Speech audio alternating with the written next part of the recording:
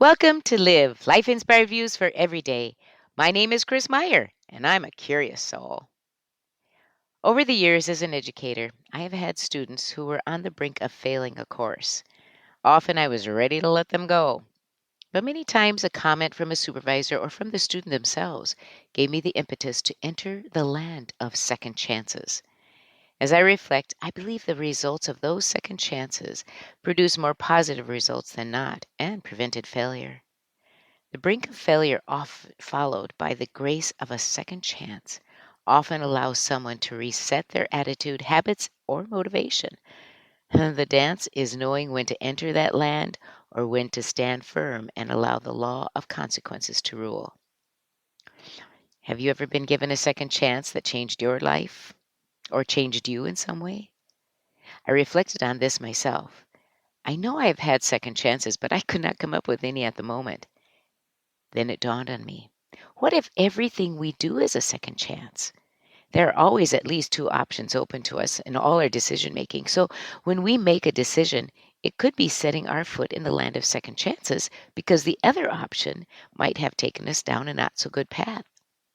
If we look at everything that happens as a second chance, it enlivens our attitude, gives us a sense of relief and excitement that we can do something better.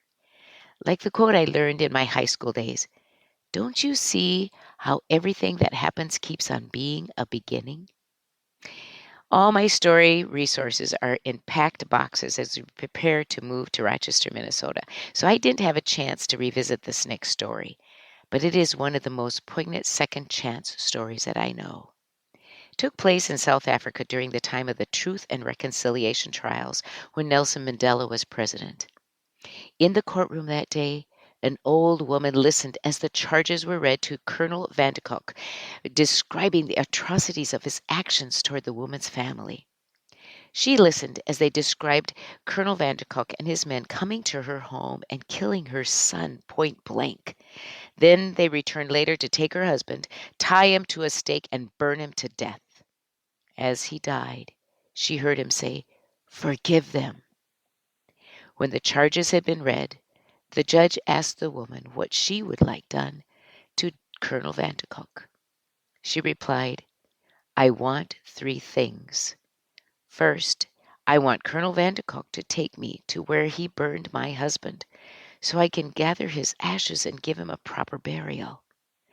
Colonel Vanderkook took away all my family, and I still have more love to give. I want him to come to my house once a week so I can be a mother to him.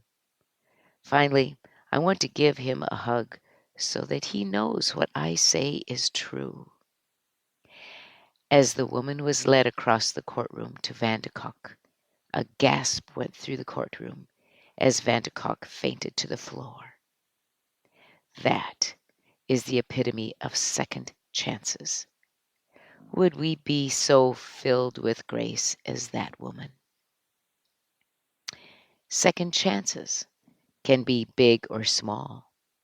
John Mertz, a management and thought leader, said, "Second chances deliver the opportunity to correct a wrong, choose a better path, and live a life of renewed purpose."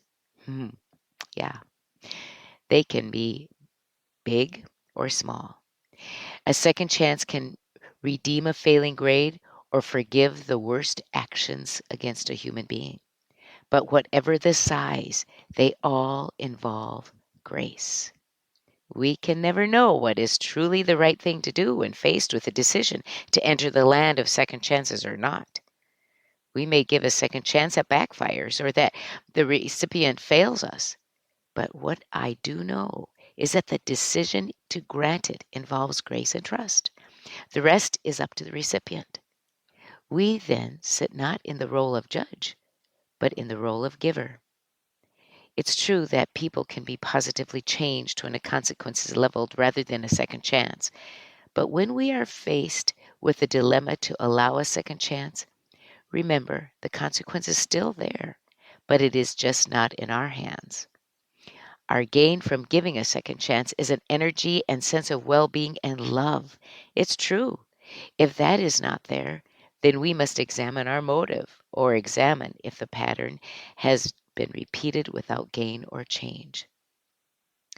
Our kids stayed with my sister Deb and her family when we were gone on a trip many years ago. Their family followed a ritual that we eventually adopted in our family from that time on. When something wrong was done, the wrongdoer had to apologize and then ask for forgiveness. I love that because it clears the slate and opens the gate to the second chance. Forgiveness is the step into the land of second chances. Grace is the open door. This week, reflect on your own second chances or those you have granted and what happened as a result.